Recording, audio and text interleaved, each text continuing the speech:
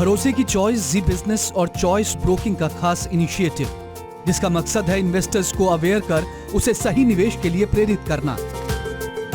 अहमदाबाद और दिल्ली में शानदार इवेंट्स के बाद मौका था पिंक सिटी जयपुर के निवेशकों से रूबरू होने का। भरोसे की चॉइस एक ऐसा इनिशिएटिव है जिसका लक्ष्य लोगों को इन्फॉर्म्ड फाइनेंशियल डिसीजंस लेने के लिए प्रोत्साहित करना है। जयपुर के बिरला ऑडिटोरियम में हुए इस इवेंट में 1000 से ज्यादा लोगों ने हिस्सा लिया, जो इस मुहिम के प्रति लोगों के भरोसे को साफ दिखाती है। संडे मॉर्निंग जयपुर में आने के लिए, what a wonderful city Jaipur is.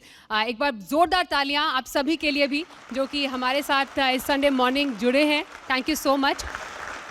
Anil sir, Jaipur में हम पिंक सिटी कही जाती है, गुलाबी नगरी, और जयपुर के लिए क्या कहेंगे? संडे की सुबह इतना बिजी दिन, पूरा ऊपर नीचे ऑडिटोरियम भरा हुआ है, तो या तो अभी तक जयपुर के हमारे सारे लोगों के पैसा कमाने की भूख खत्म नहीं हुई है या बहुत ज़्यादा फंसे हुए हैं।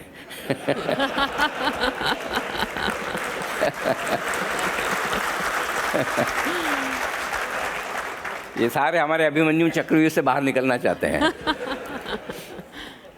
वो प्रॉब्लम वही है कि अभिमन्यु का भी जो ज्ञान था माँ के पेट में वो पूरा नहीं हो पाया, बाद में एक्सपीरियंस करना पड़ा।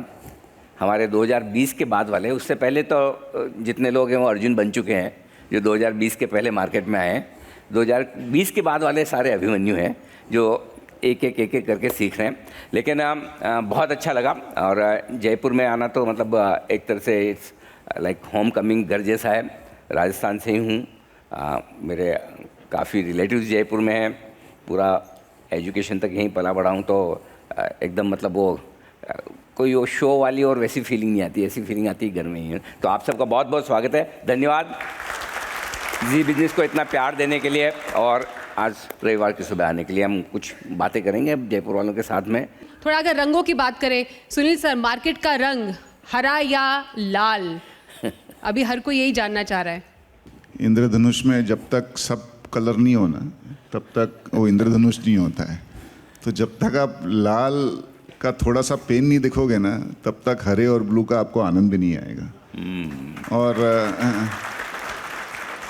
हरे और ब्लू का मज़ा लेने के लिए लाल में आपको सस्ते में शेयर भी मिलने चाहिए, तो सस्ते में शेयर भी मिल रहे हैं अभी। तो आई थिंक बाज़ार का होता ही है, एक ट्रेंड है, ऊपर नीचे होता ही है बाज़ार।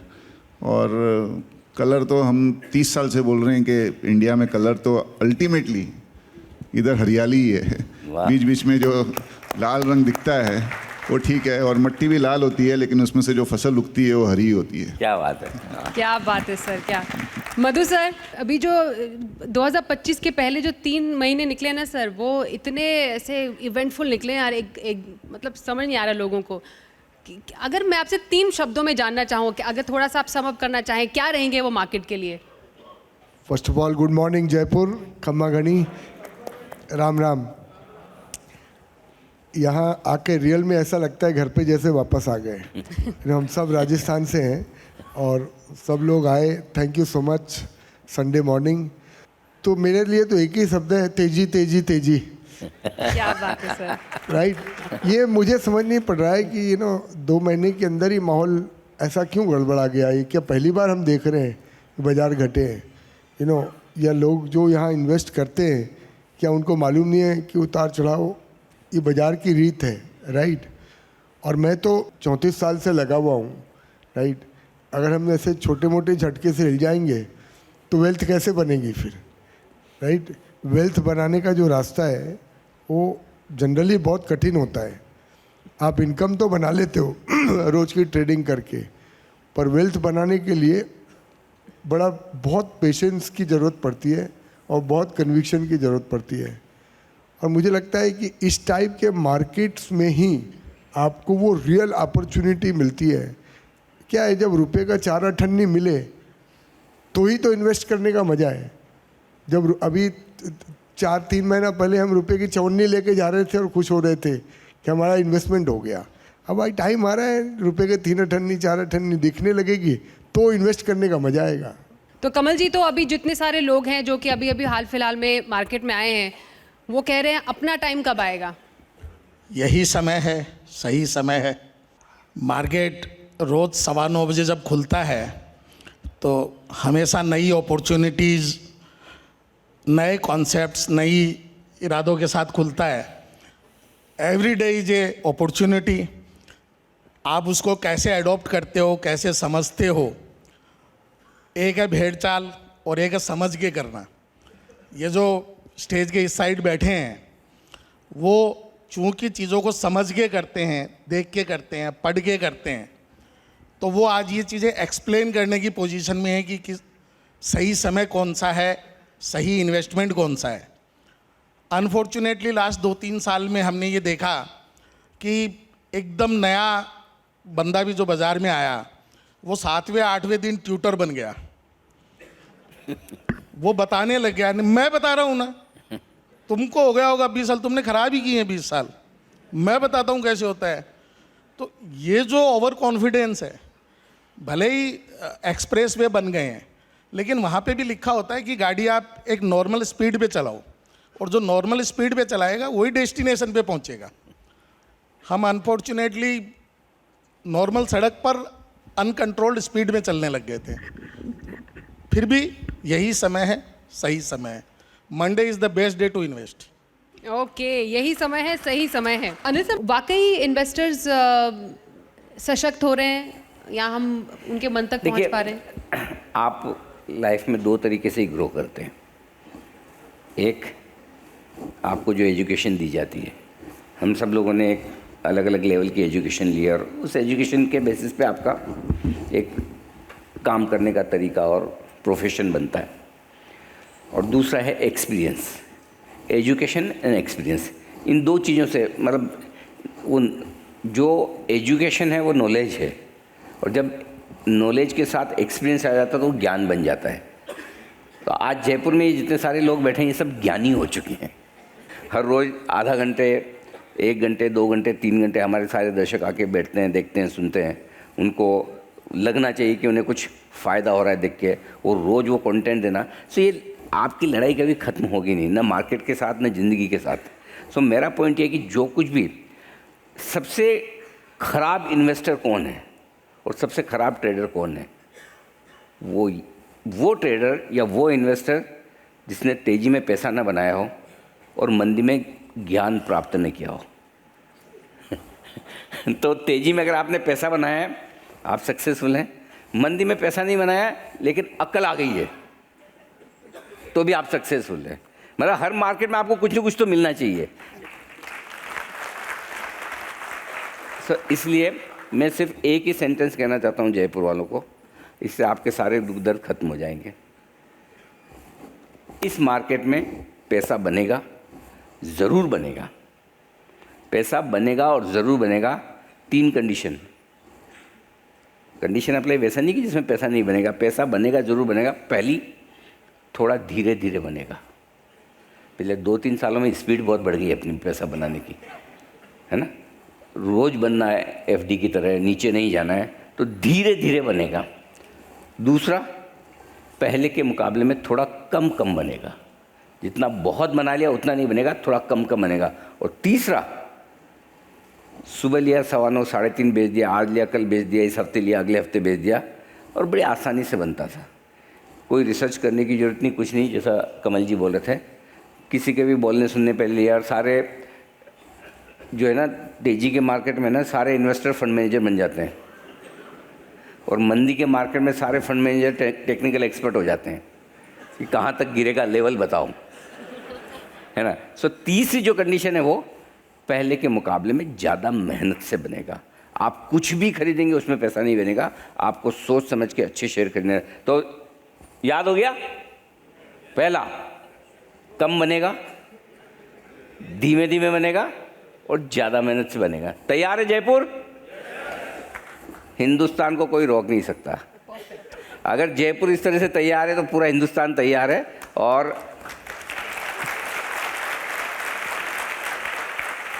और मैं एक चीज़ कहना चाहता हूँ, हम सब लोग कई सालों से मार्केट ट्रैक कर रहे हैं। मार्केट में पहली और आखिरी बार गिरावट नहीं आई, और किसी को लगता है बहुत गिर रहा है, हर महीने 2-2 हज़ार गिर जाता है, राइट, तो भी बहुत डरने की ज़रूरत नहीं है। आज 22,000 पे हम, हर महीने 2,000 गिरेगा तो 11 महीने में तो ताले ही लग जाएगा, उसके बाद तो मार्केट ही नहीं रहेगा, तो पैसा बचा के भी क्या कर लोगे।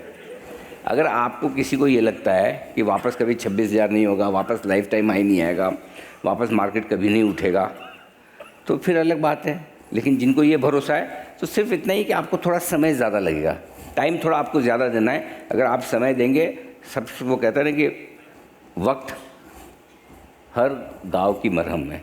जो लोग नए हैं उनको सिर्फ इतना ध्यान में रखना है कि correction is part of life, ये सब चलेगा।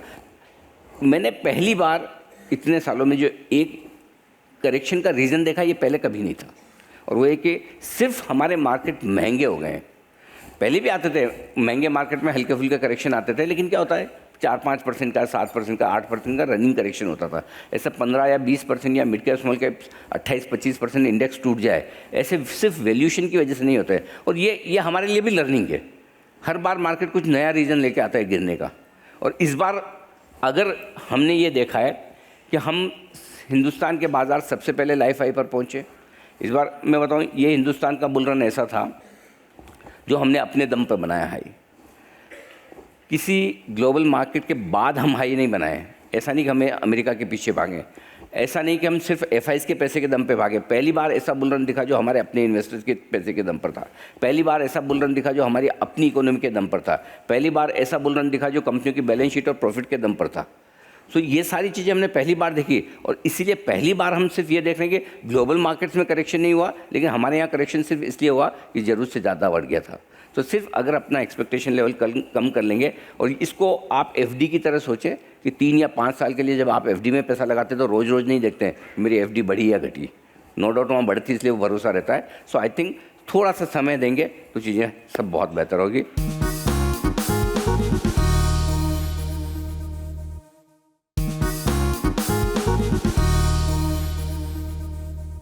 सुनील सर, अभी आप जिसको पैसा लगाना है, चाहे वो म्यूचुअल फंड के माध्यम से लगाए या फिर मार्केट में लगाए, किसी भी, सर एसेट एलोकेशन आप क्या सजेस्ट करेंगे? एसेट एलोकेशन सी, मैं प्रीडोमिनेटली इक्विटी का इन्वेस्टर हूँ। तो किस सेक्टर में सर? तो basically see, equity is a growing asset class. At the same time थोड़ा बहुत अगर आपके पास दूसरा एसेट क्लास है, उससे बहुत कंफर्ट मिलता है, और comfort is also necessary. Because comfort होगा ना तो आप गलत डिसीजन नहीं लेते हो, अगर कंफर्ट नहीं होगा तो बहुत गलत डिसीजन लेते हो। तो I think in India frankly, हम कभी डॉक्टर के पास जाते हैं ना, हमको कोई भी तकलीफ़ होती है, तो सपोज़ डायबिटीज़ हो गई, तो डॉक्टर बोलता है चीनी मत खाना, ये मत खाना, वो मत खाना, वो ये नहीं बोलता ये खाना। आई थिंक इक्विटी में भी वही है, we should also know what not to do. हम उस पर फोकस करते हैं कि हम क्या करें। एक्चुअली अगर आप उस पर फोकस करो ना कि मुझे नहीं करना चाहिए, तो आपका 90% है ना तकलीफ दूर हो जाएगी। तो आई थिंक आई वुड से, देखो सेक्टर वेक्टर तो सब चलते रहेंगे, कोई सेक्टर कभी अच्छा है, कोई सेक्टर कभी ख़राब है। एटलीस्ट हमारा तो गुरु मंत्र है कि हम लॉस मेकिंग कंपनी नहीं लेते हैं, क्योंकि किसी के लॉस भरने के लिए हम उसको पैसा क्यों दें। आपको ग्रो करना है तो हम पैसा देंगे, अरे आप लॉस कर रहे हो उसके लिए हम पैसा दे रहे हैं आपको। तो हो सकता है थोड़ी बहुत अच्छी कंपनियां, न्यू एज कंपनियां में मिस हो जाए, लेकिन मैंने देखा है 10 में से 9 में हम बच भी जाते हैं। दूसरा फोमो, जो बोला फियर ऑफ मिसिंग आउट, हमारी अगर औकात थी 10 लाख लगाने की, हमने लगा दिए 50 लाख, क्योंकि हमको लगा हमारा दोस्त, हमारा बाजू वाला, उसने ज़्यादा पैसे कमा लिए। अभी उससे ज़्यादा पैसे कैसे कमाएं? तो हम ज़्यादा रिस्क लें, मोमेंटम करें, हद से ज़्यादा पैसा लगा दें, उसी में मिस्टेक होती है। तो I think this fear of missing out, और सब घूमता है, अरे इसने ले लिया, उसने ले लिया।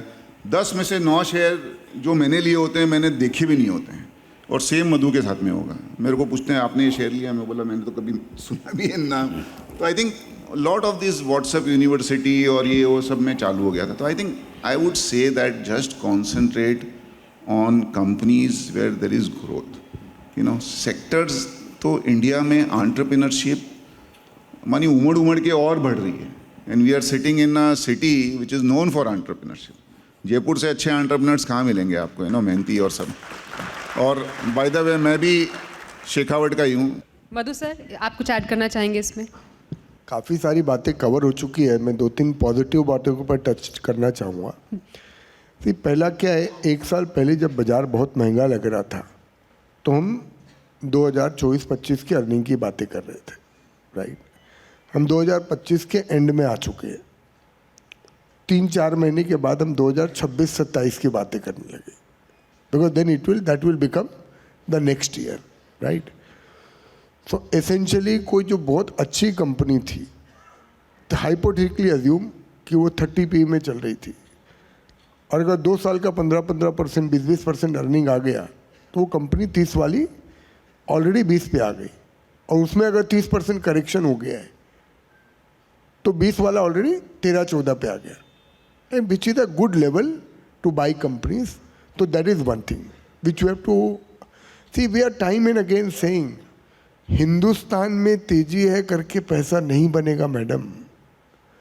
जब बहुत ज़्यादा हिंदुस्तान में तेजी लगने लगे ना, तब आदमी को थोड़ा क्वेश्चन मार्क करना चाहिए कि एम आई गेटिंग, मैं बह तो नहीं रहा हूँ कि ना, अल्टीमेटली हमारा शेयर मार्केट में हिंदुस्तान का ध्यान रखना मोदी जी का काम है, हमारा काम अच्छे शेयर लेके पैसा कमाने का है, राइट। तो हमको तो अल्टीमेटली हिंदुस्तान में अच्छे शेयर और अच्छे एंटरप्रेन्योर्स खोजने पड़ेंगे। तो सेकंड पॉइंट ना, फॉर्चुनेटली इस बार का ये जो करेक्शन है ये टेक्निकल करेक्शन है, फंडामेंटल कोई चीज़ें ऐसी कोई ख़राब नहीं हुई हैं।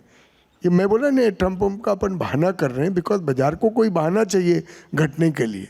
फंडामेंटल लेवल पे कोई चीज़ें ऐसी ख़राब नहीं हुई। अभी भी 5.5% जीडीपी ग्रोथ रेट है, और अभी 6.5 हो गया है, और अपन ऑप्टिमिस्टिक है कि अगले साल में और भी अच्छा होगा। You know, in all fronts inflation is under control, interest rates are set to decline over the next 2-3 years. You know, foreigners have sold, but they have sold many times in the past and they will come back. But these are all technical reasons. Markets have fallen because valuations were astronomically high in select companies and select sectors. And this first generation of investors who came in, they invested in any company, in every company at absurd levels, right? That is why the market it looks like it has fallen a lot.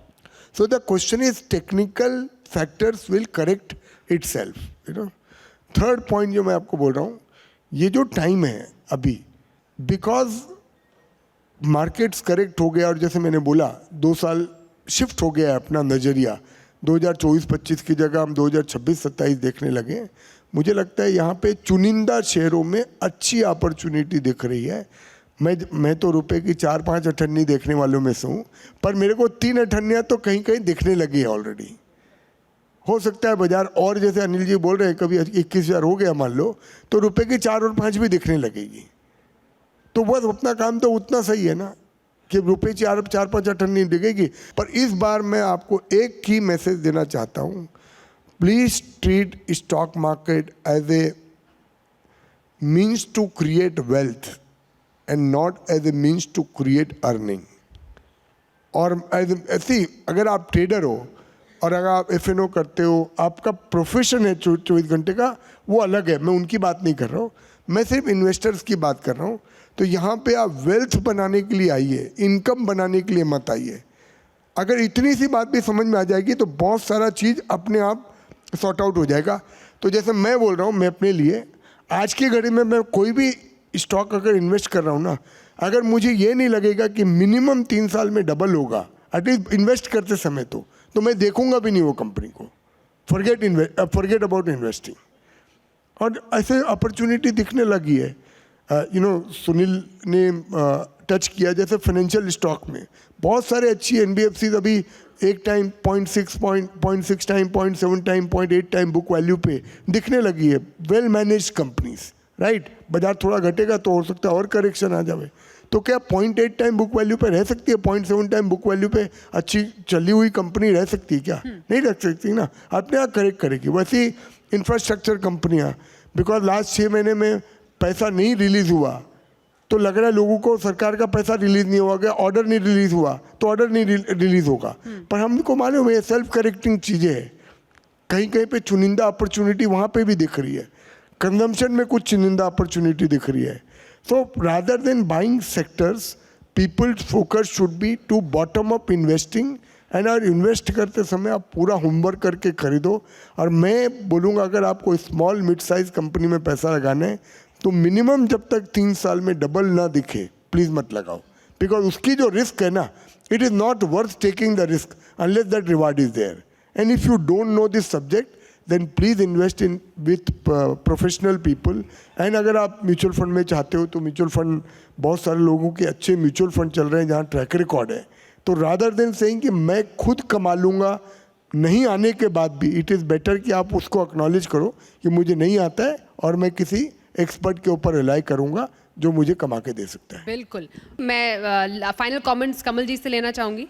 Madhu sir और Sunil sir जो है वो हमेशा multi sector investor हैं, इसलिए इन्होंने बहुत ही चतुराई से किसी सिंगल सेक्टर का नाम नहीं लिया. लेकिन मैं एक सेक्टर बता सकता हूँ जहाँ न केवल मैंने मेरी हार्डकोर सेविंग्स बल्कि मैंने जहाँ खुद को इन्वेस्ट कर रखा है. हिंदुस्तान ग्रो करेगा तो BFSI ज़रूर ग्रो करेगा, और न केवल ग्रो करेगा बल्कि लीड करेगा. चाहे कोई भी इंडस्ट्री ग्रो करे, BFSI की नीड उसको हर जगह रहने वाली है. तो अगर यहाँ से तेज़ी बनती है, BFSI सेगमेंट लीडर रहेगा, इसमें कोई दो राय नहीं है. Thank you so much. धन्यवाद है sir. Thank you so much.